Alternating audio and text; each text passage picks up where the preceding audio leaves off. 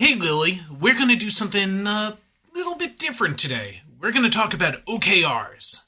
Okay, Randy, you're so excited about this. Well, I hate to break it to you, but we have talked about OKRs before. Okay, yeah, we have, but today we're going to do it in a totally different way. For the last few months, we've been trying an experiment. We've been iterating. And we've been asking our guests for a bit of advice on a couple of key topics after we finish the main interview. Oh my god, so today's the day. Today is the day. Amazing. So today is when we get to share some of the best advice we've gotten from a range of guests, all focused on one topic. So let's get right into it. Our first person is... Ooh, hang on. Let's do a proper intro on this for anyone who doesn't already know. So OKR stand for objectives, that's the O, and key results, that's the KR. They got their start at Intel back in the 1970s, and fun fact, they were originally called IMBOs, or Intel Management by Objectives. And then John Doerr brought them to Google. And they got a rebrand, a much needed one by the sounds of it. Yeah. So an objective is what you're trying to achieve, and the key results are how you measure if you have achieved it. They're typically used quarterly as a way to align people to certain goals. And they're also often used really quite badly. There's a lot of ways to screw them up. So before we jump into good advice, Lily, do you have any favorite anti-patterns for OKRs? Oh, there are so many. What about OKRs as annual goals? Or how about using them as a proxy for performance review, tying bonuses and promotion to them? Or doing more than like 3 or whatever, 2 or 3 for a team? Or, how about just cascading them down from senior management? So, well, we could just do this for the entire episode, couldn't we? But that would be bad. So let's hear from my good friend Storm Fagan, Chief Product Officer at the BBC, who had some great tips. Storm,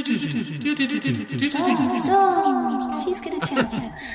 Well, I love an OKR, actually, and my secret is to really not try very hard with them. So don't make a massive process, don't do a massive change management, don't try and cascade them everywhere. Keep them really simple, just do 3, keep them focused on strategy, and just focus on the key results and how you'll measure them.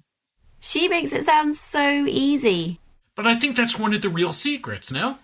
OKRs don't solve everything, just use them for what they're actually good for, setting up proper North Star for alignment.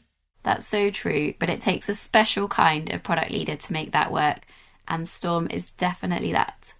Okay, so let's hear from someone else. Next up is Todd Olson, Pendo CEO. We use OKRs for years, so I have plenty of experience with OKRs. Look, I think the key is the OKRs have to be cross-functional, or the best ones typically are cross-functional, big initiatives that you wouldn't probably do if they weren't explicitly listed as an OKR, and listing them as an OKR brings the necessary organizational visibility and priority to them. Or OKRs need to have an owner, an explicit owner, not someone who was voluntold, but someone who raises their hand and actually wants to own it. That's a measure. If we have one that's proposed and no one will own it, it gets killed. I often find too that OKRs, companies have too many. So when you're early, small, 1 to 2, larger, at most 3, maybe 4 sometimes, but keep a small, discrete set.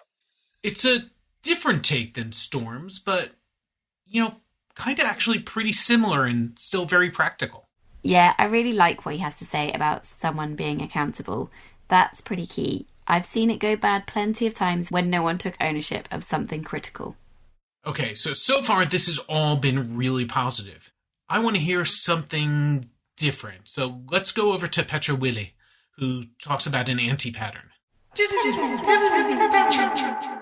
2 things. Don't use them if there is no product strategy. That's rule number 1.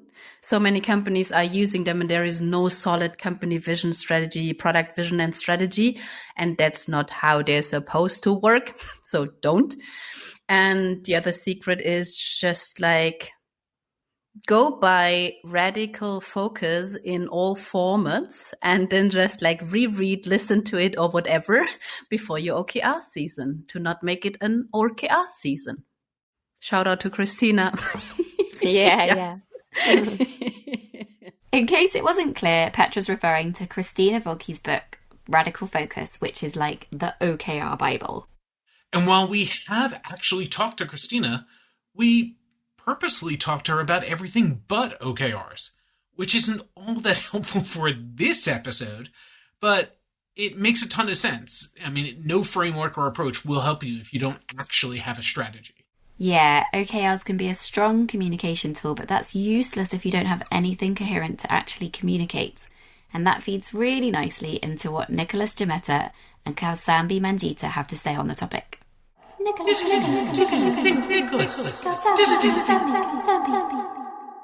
And I had another cracking question. I have used OKRs and do use OKRs again to varying degrees of success over my career. I think now pretty successfully. What I found makes them work well is to build them in collaboration with my stakeholders.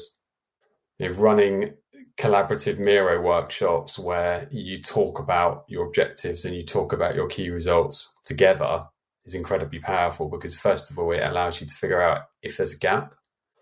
And if there's a gap, then you can start to figure out why there's a gap, where the misalignment is. And over time, you can start to align the OKRs. You might not get them to be identical, but you can get them into a place where they're at least complementary. And I've certainly worked in organizations where we haven't collaborated on OKRs, and then you wonder why the problems that you get from your stakeholders aren't the problems that you're hearing from the customer.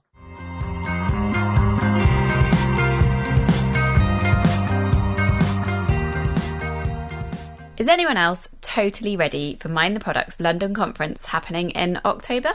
If you've been before, you're probably feeling a bit like me, desperate for your MTPCon fix. And if you're new to it, this is the product conference not to miss. If you're a product person looking to advance your career, expand your network, get inspired, and bring the best products to market, then this is for you.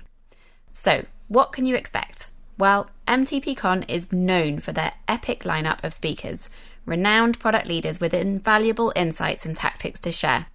They cover a range of exciting topics that will challenge and inspire you to step up as a product manager, always with something tangible to take away into your own product practice.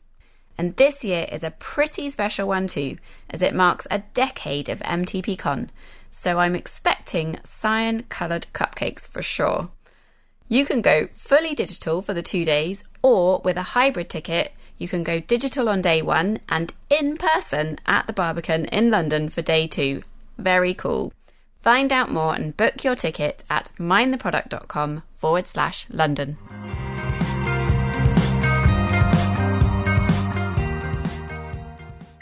So I've seen OKRs really go all right. And I think the reason is because OKRs a lot of times focuses only on the outcomes. Outcomes are important, but when you have a lot of, young folks in your team, or even sometimes, people who have not very sure about how to really get to the outcome, right?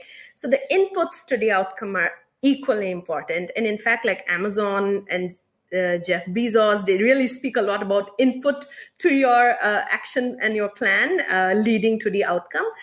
So my take on OKRs is that if you are unable to spend that time with your team and with people that you're mentoring to actually help them iterate on the inputs that they need to put in to get to the outcome, then OKRs can really fall flat.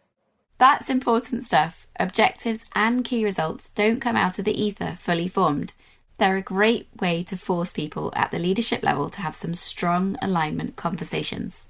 And then you can't just, cascade them and walk away. It's really critical that the people doing the work to hit the OKRs are fully consulted and brought in. Sometimes the OKRs even start at the team level and then are endorsed by leadership, and that can be really powerful. And I think Roshi Proven builds on that. I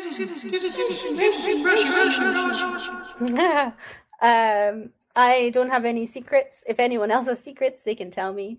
I would say that we are still working on them being right, but I would say don't go into OKRs before you have looked at the core functioning of the teams and make sure that they're sort of happy and working at a good cadence.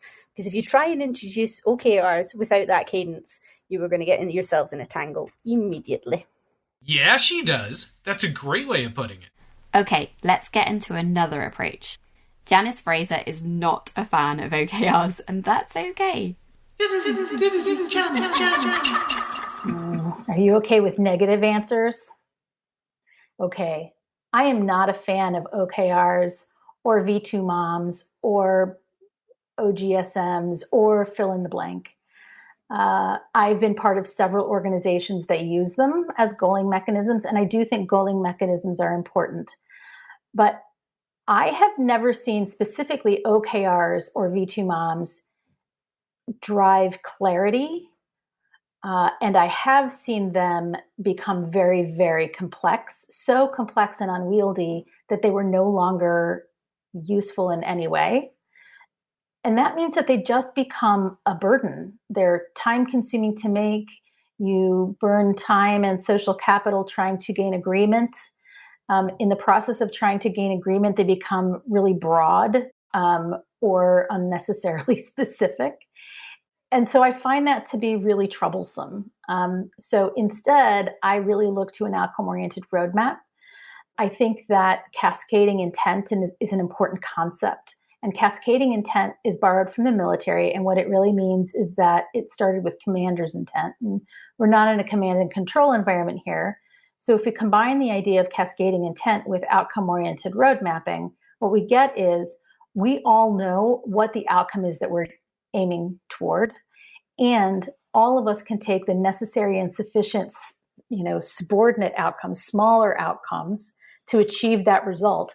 And we can do any means of activities or deliverables in order to get there. So what we want is to have maximum flexibility in how we get there, but we all want to be moving in the same direction. So I really rely on an outcome-oriented road mapping to create autonomy within a team and to keep everyone focused on the same results. Yeah, I'm totally here for that. It's worth remembering. OKRs are only one tool that's available. Not everyone should be using them. We haven't answered one basic question, Randy. Do you actually use OKRs? I have, and I do it slightly wrong in that I try to focus on one business OKR for a product manager, plus one personal goal and one goal for team improvement. The hardest part to getting it right is maintaining the focus to check in on each of these regularly and hold yourselves to it, which I have to admit I haven't always been successful at. What about you, Lily?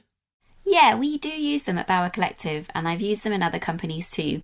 I think all this advice and experience really resonates with me, and reflecting often on how you're using OKRs is really important to ensure they're achieving what they're meant to achieve. Okay, there's one more person we need to hear from. Not for his advice, unfortunately, but you and Jason Knight had some fun speculating about what happens if you use OKRs badly. If we go back to OKRs at any point, I'm going to be very keen to focus on doing them properly, because otherwise Christina Woodkey will tell me off. It's a little name drop at the end there. I like the idea of looking in the mirror and saying, Christina Woodkey, Christina Woodkey, Christina Woodkey three times. And she comes in and tells you off all your binary OKRs. Don't put it past her. Well, she is ultimately powerful. And with that, we're done. Oh, that was fun. We've got 2 more of these lined up on different topics that we'll share over the next few months. And if you have a topic you'd like to suggest for us to do in the future, just shout and let us know what you think of this different format. See you next week.